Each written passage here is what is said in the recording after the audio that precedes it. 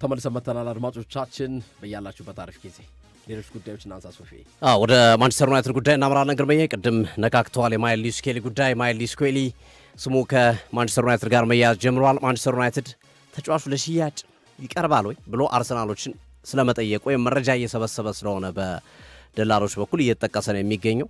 ያው ቅድመ ስራ የሚሰራው ከዛ ጋር ተያይዞ ማለት ነው።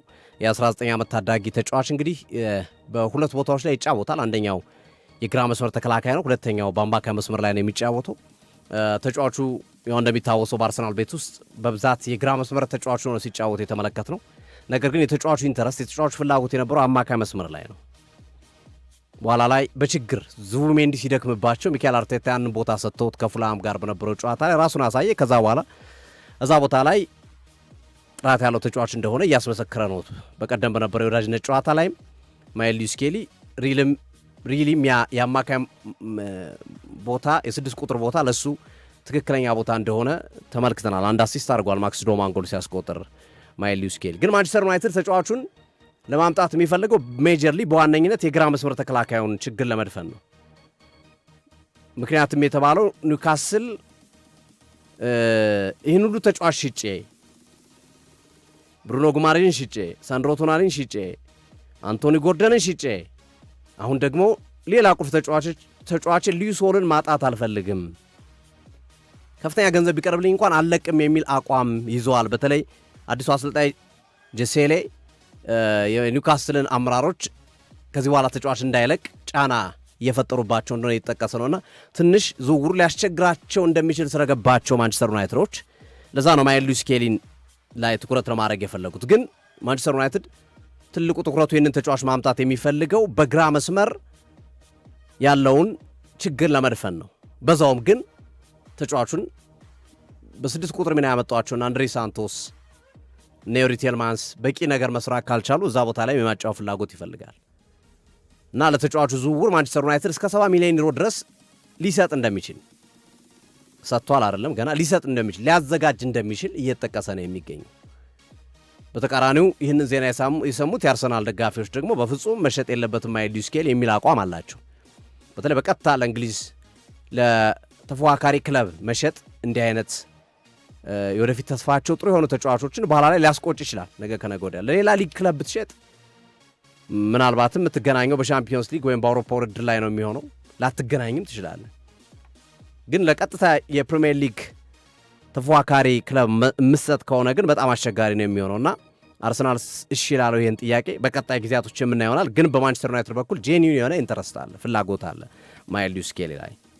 ሌላው አይጎር ቲያጎ ነው። ማንቸስተር ዩናይትዶች ያው የፊት መስመራቸውን ለማጠናከር ቤንጃሚን ሼሽኮ ላይ ብቻ አይተማመኑ። በነገራችን ላይ ቤንጃሚን ሼሽኮን ባየር ሙኒኮች የሃሪኬን ምትክ አድርገው የመውሰድ ፍላጎት አላቸው የሚሉ መረጃዎች እየተደመጡ ይገኛል። ማንቸስተር ዩናይትድ በቀላሉ ይለቃል ተብሎ አይጠበቅም ቤንጃሚን ሼሽኮ። ያም ቢሆን ግን ማንቸስተር ዩናይትድ አሁን ባለው ሂደት በአለፉት ሰሞኑን በገለጽናቸው መረጃዎች እንደገለጽናቸው ኦሊ ዋትኪንስ እንደ እሱ አይነት ተጫዋቾች እንደ ኦሊ ዋትኪንስ አይነት ተጫዋቾችን የማምጣት ፍላጎት አለው።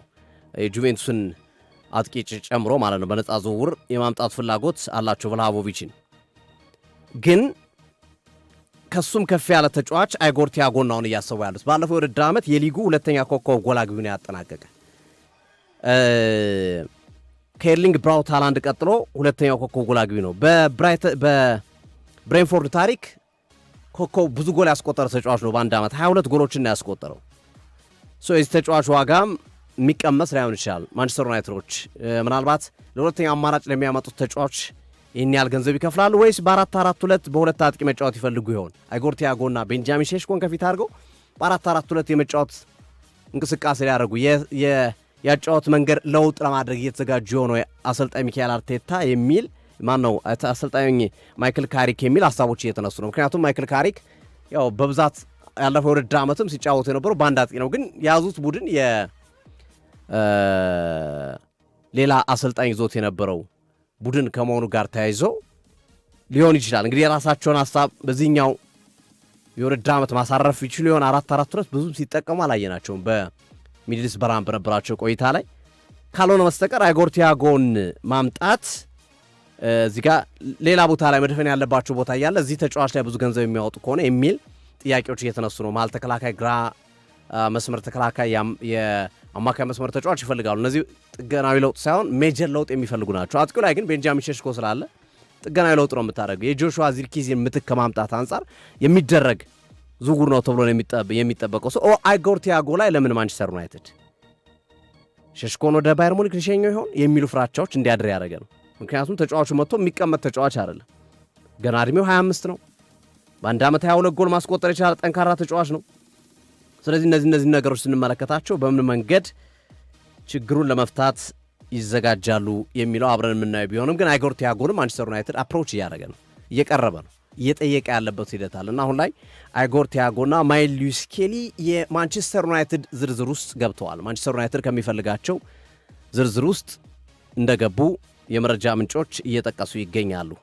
ከግራ መስመር አማራጮቻቸው ቅድም እንዳልኩት የሉዊስ ሆል የመምጣት ጉዳይ ለኒውካስሎች በጣም ለውሳኔ ተቸግረዋል። ቸልሲም ይፈልገዋል በነገራችን ላይ ምክንያቱም የሁሉ ቁልፍ ተጫዋች አጥተው ከባድ ነው። ቀጣይ ዓመት ላለመውረድ እንዳይጫወቱ ስጋት አላቸው። በቂ ገንዘብም አግኝተዋል ከዝውውሮቹ ከሳንድሮ ቶናሊ 100 ከብሩኖ ጎማሬስ 80 ያገኛሉ ተብሎ ይጠበቃል። 80 ከአንቶኒ ጎርደን ሰው ክለቡ ያለበትን ክፍተት ከፋይናንሻል ፌር ፕሌይ ጋር የተያያዘ የሚነሳበትን ጥያቄ የሚያስተካክልበት ሂደት ስላለ ለመልቀቅ አይገደድም የሚሉ ሀሳቦች እና ልጁም ካለው ረጅም ዓመት ኮንትራት አንጻር ገና 21 ዓመቱም ጋር ከመሆኑ ጋር ተያይዞ እና አስገድዷቸው ማንቸስተር ዩናይትድን ወደ ማይል ሉዊስ ስኬሊ ትኩረታቸው እንዲያደርጉ ሊያስገድዳቸው ይችላል። አርሰናል ሲለቀዋል ማይል ሉዊስ ስኬሊ ከባድ ጥያቄ ነው። ሊያውም ለቀጥታ ለፕሪሚየር ሊግ ተፎካካሪ ከለቀቅ ኦፍኮርስ ቅድም ግርምሾ እንዳልከው በጣም የተጫዋቾች መታጨቅ አለ መሀል ሜዳው ላይ 6 ቁጥር ብቻ እኮ 4 ተጫዋች አሉ። ዲክላን ራይስ፣ ማይል ሉዊስ ስኬሊ፣ ዙቢሜንዲ እንደዚሁም ብሩኖ ጉማሬሽ እነዚህ አራቱም ተቀያሪ ወንበር ላይ የምታስቀምጣቸው አይደለም። በየትኛውም የእንግሊዝ ፕሪሚየር ሊግ ክለብ ቋሚ 11 ውስጥ የሚገቡ ተጫዋቾች ናቸው። እሺ ማይል ሉዊስ ስኬሊን ወደ ግራ እንውሰዱ።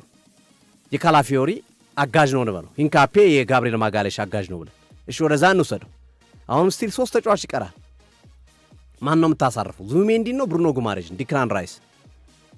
ለሚኬል አርቴታ ከባድ ራስ ምታት ነው። በእርግጥ ብዙ ጨዋታዎች አሏቸው። እዚህ አካባቢ የመታጨቅ ነገር ይኖራል። ተጫዋች የመልቀቅም ኢንተረስት ሊኖር ይችላል ተብሎ ይጠበቃል። ዙቢሜንዲ ወይስ ማይል ሉዊስ ስኬሊ? ያው ጉማሬሽና ራስን አይለቋቸውም። ዙቢሜንዲ ወይስ ማይል ሉዊስ ስኬሊ የሚለው ግን ጥያቄ የሚያስነሳ ወይም የትኛው ሊወጣ ይችላል? ምክንያቱም እነዚህ ሁሉ ተጫዋቾች ይዘ ብክነት እንዳይሆን ስጋት ስለሚኖር ማለት ነውና አብረን እናያለን። እንግዲህ አብረን ቪኒሲየስ ጁኒየር ከመጣ ማርቲኔሊ ይለቃል፣ ጥያቄ የለው። ጉማሬሽ ከመጣስ እየመጣ ነው፣ ደርሷል። ማን ነው የሚለቀው? ዙቢሜንዲ ወይስ ማይል ሉዊስ ስኬሊ የሚለው በአርሰናል ቤት ውስጥ ምላሽ የሚፈልግ ነው። ማንቸስተር ዩናይትድ ይሄ ተስፋ አለው። ተጫዋች የሚለቅ ተጫዋች እንዳለ ያውቃሉ። ግን የትኛው ተጫዋች ነው የሚለው ማይል ሉዊስ ስኬሊ ለእኛስ አሳልፎ ይሰጣሉ የሚለው ጥያቄም አብረው የሚነሳ ጉዳይ ሆኖ እየተመለከትነው እንገኛለን። ወደ ማንቸስተር ሲቲ ቤት ስናመራ ማንቸስተር ሲቲ ያው ከዛ በፊት ግን በወጣ መረጃ ጃሴሌ የኒውካስል ዩናይትድ አዲሱ አሰልጣኝ ኤዲ ሃውን የተኩት ወደ ላማንጋ እንዲመጣላቸው ብሩኖ ጉማሬሽን ይፈልጋሉ ለማውራት ተጓዘ። እስካሁን ካፒቴኑ ዘግይቷል። ትናንት ማታ ነበረ የብሩኖ ጉማሬሽ ጉዞ ዘግይቷል፣ ግን ዛሬም ይመጣል የሚል ተስፋ አለ ለማግኘት በክብር ለመሰናበት ነው ባይዘው እንጂ ያሳምኑታል ተብሎ አይጠበቅም። እሱን ለመግለጽ ብዬ ነው። አሁን ዴሊ ሜል ያወጣው ዘገባ ላይ ላማንጋ እንዲመጣ ፈልገዋል ጃሴሌ። ልክ ነው። ኒውካስል ፕሪሲዝን ቦታ እንዲመጣላቸው እና የክለቡ አምበል ነው ብሩኖ ጉማሬሽ እንደሚታወቀው እና መምጣት አለበት ብለዋል። እንግዲህ ወደዛ ይሄዳል ወይስ አይሄድም የሚለውን አብረን እናያለን። ግን እሳቸው ይምጣልኝ ብለዋል፣ እንዲመጣ ፈልጋለሁ ብለዋል። ማንቸስተር ሲቲ እና ሊቨርፑል እናጠራርገን እንመልከት። ማንቸስተር ሲቲ ግርመዬ ያው ጆስኮ ጋባርዲዮል ሰሞኑን ውል እንዳራዘመ ይታወቃል። አሰልጣኝ ኢንዞ ማሬስካ ራያን አይት ኑሪን የመሸጥ ግዴታ ውስጥ ገብቷል። ምክንያቱም ቦታው ግራ መስመር ላይ ኦራይል ያለ አሁን ጋባርዲዮል ኮንትራቱን አራዝሟል። ስለዚህ ራያን አይት ኑሪ ባለፈው የክረምት የዝውውር መስኮት ኮልምስ ያመጡትን ተጫዋች ለገበያ ያወጡታል ተብሎ ይጠበቃል። ሌላው ለገበያ ያወጣው ተጫዋች ጃክ ግሪሊሽ ነው። ጃክ ግሪሊሽ አትሌቲኮ ማድሪዶች የተጫዋቹን ዝውውር ለመስራት የተጫዋቹን ዝውውር ለማከናወን በከፍተኛ ሁኔታ ጃክ ግሪሊሽን አትሌቲኮ ማድሪዶች ፈልገው መጥተዋል። አምና በኤቨርተን በውሰቱ ላይ ያሳለፈ ተጫዋች ነው ጃክ ግሪሊሽ። ከዛ ጋር ተያይዞ ተስፋ የለውም አሁንም፣ ምክንያቱም ቦታው ኢንጌጅድ ነው፣ ተይዟል። በቃ የእሱ ቦታ ተይዞበታል። ዶኩን መነቅነቅ አይችልም። ብዙ የመስመር ተጫዋቾች አላቸው። ኡማር ማራሙሽ አለ፣ ሴሜኒዮ በሁለቱም ቦታ ይጫወታል። ደግሞ አንድ ተጨማሪ የመስመር አጥቂ ማምጣት ፍላጎት ሲቲም አለው ስቲል የመስመር አጥቂ ለማምጣት ምክንያቱም ሳቪኒዮ የመልቀቅ ዕድል ስለሚኖረው በሚል ማለት ነው። ለግሊሽ ብቻ ሳይሆን ለሳቪኒዮ ምትክ የማምጣት ፍላጎት እንዳላቸው እየተነገረ ነው የሚገኘው። ትልቁ ትኩረታቸው ግን አሁን የሮድሪን ሽኝት ማከናወን ወደ ማድሪድ የሚያደርገውን ሂደት ድርድሩን በአግባቡ መርቶ መጨረስ፣ ከዛ ደግሞ አዩብ ቡዋዲን ማምጣት ላይ ነው ማንቸስተር ሲቲዎች ትልቁ ትኩረታቸውን አድርገው እየሰሩ ያሉት። ትልቁ እቅዳቸው የነበረው አዩብ ቡዋዲን ዘንድሮ አስፈርመው ሮድሪን በዚህ ዓመት አቆይቶ ቀጣይ ዓመት ለቀው ቡዋዲን ከቀጣይ ዓመት ጀምሮ ማጫወን ነበር። ግን አሁን ሮድሪ ስለሚለቅ አማራጭ ስለሌለ ቡዋዲ በአስቸኳይ እንዲመጣ እየሰሩ እንደሆነ የመረጃ ምንጮች አብረው አያይዘው እየገለጹ ይገኛሉ። ከሊቨርፑል ጋር ተያይዞ ያሉት አዳዲስ ጉዳዮች የኮዲ ጋክፖ ጉዳይ ነው። ቶተናም አሁን ቪክቶር ኦሲሜንን ቅድም ጠቅሰናል። ጋክፖንም በትኩረት እየተከታተለ ነው የሚገኘው። ኮዲ ጋክፖ ወደ ቶተናም የመድድሩ አለው። አሁን ግን ጋክፖ ሄደም አልሄደም ያው መስመር ላይ ተጫዋቾች መጨመር ይኖርባቸዋል። አሰልጣኝ አንዶኒ ራዮላ ሰሞኑ በወዳጅነት ጨዋታም ጥሩ ውጤት አላስመዘገቡም ከሊድስ ዩናይትድ ጋር። በእርግጥ የተጠቀሟቸው ተጫዋቾች በአብዛኛው ታዳጊዎችን ነው እና እሳቸውም ደጋግሞ እንደሚሉት 2 ተጫዋቾች እናመጣለን በዚህ የክረምት የዝውውር መስኮት ሲሉ ይደመጣልና የባርኮላ ጉዳይ እስካሁን እድገት ለውጥ የለውም። ግን ሊቨርፑሎች ሳብሚት ማድረጋቸው ወይም የዝውውር ገንዘብ ማስገባታቸውና የፓሪስ ሰን ዠርመን ምላሽን እየጠበቁ እንደሆነ እያሳየ ነው። የኮዲ ጋክፖ ወደ ቶተናም መሄድ የሚፈጥን ከሆነ ምንም ጥያቄ በሌለው መንገድ የባርኮላ መምጣትም በዚህኛው በቀድ ፍጥነቱ ይኖራል። ግን ጋክፖ ሄደም አልሄደም ግን ለእኔ ባርኮላ የግዴታ መምጣት እንዳለበት በሊቨርፑል ቤት ውስጥ ይሰማኛል። ሌላኛው ዜባርኒ ነው፣ በተደጋጋሚ የሚጠቀስ ነው። እድገት የለውም፣ ብዙም ለውጥ የለውም። ግን አሁንም ሊቨርፑሎች አንድ የማል ተከላካይና አንድ የመስመር አጥቂ የማምጣት ሂደታቸውን አጠናክረው ቀጥሏል። በዓለም ዋንጫው አነጋጋሪ ከነበሩ ተጫዋቾች መካከል አንዱ የነበረውና በአንዴ ከ17 ሚሊዮን በላይ ተከታይ ኢንስታግራም ላይ ማፍራት የቻለው ቮዚኒያ ዛሬ ቺሊ ደርሷል። የኮሎኮሎ ንብረት መሆኑም ተረጋግጧል። በጣም የሚገርም አቀባበል ነው የጠበቀው እንዳለ ደጋፊዎች ወጥቶ ማለት ይቻላል ህዝቡ ወጥቶ ነው ሲቀበለው የነበረው ቮዚኒያና መሀል ላይ የሞሮኮ ክለብ ገብቶ ችግር ፈጥሯል ሲባል ነበር። አሁን ግን ቮዚኒያ ወደ ኮሎኮሎ ክለብ ማምራት ወደ ቺሊ ተረጋግጧል። ግርሚ ሊቨርፑል ላይ ትንሽ ነገር ለመጨመር ነው። ሊቨርፑል ሶልጀር ፊልድ ላይ ትናንት በሊድስ ዩናይትድ 4-2 ተሸንፏል በፕሪሲዝን ጨዋታ። ቀጣይ ከሞናኮና ከኮሞ ጋር ነው የሚጫወተው። ፕሪሚየር ሊጉ ከመጀመሩ በፊት 2 የፕሪሲዝን ጨዋታዎች ይቀሩታል ሊቨርፑል እና ቀድሞ ጎል ያስቆጠረው ሊቨርፑል ነበር አከታትሎ በቼምበርስ እና በፍሎሪያን ቬርትስ። ነገር ግን በጣም በሚገርም ሁኔታ ሁለተኛው አጋማሽ ነው 4 ጎል ያስተናገደው ከ60ኛው ደቂቃ በኋላ ማለት ነው። አሮንሰን፣ ዶሚኒክ ካልቨርት ሉዊን፣ ሹዋን ሎንግስታፍ እና በድጋሚ ካልቨርት ሉዊን ዶሚኒክ ካልቨርት ሉዊን 2 ጎል ሲያስቆጥር አሮንሰንና ሎንግስታፍ አንዳንድ ከ60ኛው ደቂቃ በኋላ 4-2 ነው የተሸነፉ እና ያላቸውን ተጫዋቾች ሁሉ ለመቀየር ሞክረዋል።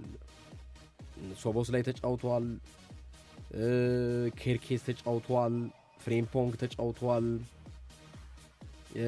እንጎማ ተጫውተዋል፣ ግራቨንበርግ ተጫውተዋል፣ ፌዴሪኮ ኬዛ፣ አሌክዛንደር ኢዛክ፣ ፍሎሪያን ቪርትስ፣ ከርቲስ ጆንስ። ስለዚህ ምንም የቀረ የለም። ተቀያይረውም ቢሆን ደቂቃው ቅያሪዎች ቢኖሩትም ተቀይረው ተጫውተዋል፣ ገብተዋል። ታዳጊዎችም ጎን ለጎን እነ ራምሴ፣ እነ እንዲያዬ፣ እነ ስካንሎን ተጫውተዋል እና አስደንግጧቸዋል። አንዶኒ ኢራዮላ 4-2 መሸነፋቸው ማለት ነው። ለዛ ነው በቺካጎ ላይ የተካሄደ አሜሪካ ውስጥ የተካሄደ ጨዋታ ነው ይሄ ጨዋታ እና ሊቨርፑሎች አንዶኒ ኢራዮላ በቃ ወደ ዝውውሩ መግባት እንዳለባቸውና ክፍተቶች እንዳሉ ክለባቸው ላይ ገልጸዋል። የብራድሊ ባርኮላ ሶፊ እንዳለው እድገቱ ያን ያህል ባይሆንም ግን ብራድሊ ባርኮላ ለማምጣት እንደሚሰሩም ይፋ አድርገዋል። ሌሎች ተጫዋቾችንም ማስመጣት እንዳለባቸው የጠቆመ ጨዋታ መሆኑን ገልጸዋልና እነዚህ ናቸው እኔጋ ያለው በጣም አሪፍ የሀገር ውስጥ 1-2 ነገሮችን አጠር አድርጌ ለመግለጽ ያክል እሺ የ20 ዓመት በታች የዓለም አትሌቲክስ ሻምፒዮና ሊካሄድ የአንድ ሳምንት እድሜ ብቻ ነው የቀረው እና በዩጂን አሜሪካ ነው የሚካሄደው።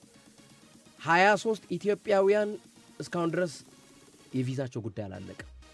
23 አትሌቶች ቪዛቸው አላለቀም። ባለፈውም ታስታውሳለህ ሶፊ አሜሪካ ላይ በነበረው የክሮስ ካንትሪ ሩጫ ላይ ቪዛ ሳያልቅ ቀርቶ በቃ እንደ ነገሩ ሆኖ እንዲሮጥ የተደረገበትን ነገር አይተናል። አሁንም የአሜሪካ የቪዛ ስጣት ጉዳይ በጣም ሲሪየስ እየሆነ ስለመጣ ከዶናልድ ትራምፕ ውሳኔ በኋላ በርካታ ሀገራቶችን ቪዛ እየተከለከሉ ስለሆነ ወደ ዩጂን ለመሄድ ከተዘጋጁ አትሌቶች መካከል እስካሁን ቪዛ ዘግይቶባቸዋል 23 ኢትዮጵያውያን አትሌቶች። ይሄ አንድ ሳምንት ነው የቀረው፣ አሳሳቢ ነው።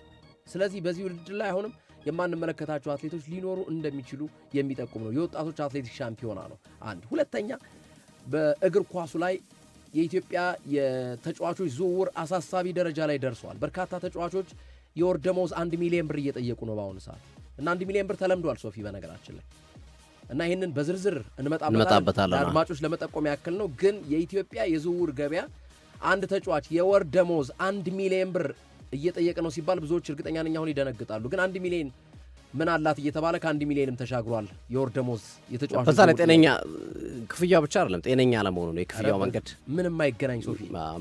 የሚያሳዝኑ ነገሮች አሉ በመሃል የሚደረጉ ነገሮች ሆነዋል። በቃ እኔ ክለቦች መንግስት ጣልቃ ካልገባ የኢትዮጵያ የእግር ኳስ ጉዳይ አሳሳቢ ሆኗል። በጣም አሪፍ አድማጮቻችን፣ በስፋት ይህንን ሰፊ ርዕሰ ጉዳይ ስለሆነ እንመለስበታለን። አጋሮቻችን እናት ባንክ እናመሰግናለን። እናት ባንክ ይመቻችሁላቸው። ወደሚቀርበው እናት ባንክ ቀረብ ብለው ጎራ ብለው ያናግሯቸው። ብድር መበደር የምትፈልጉ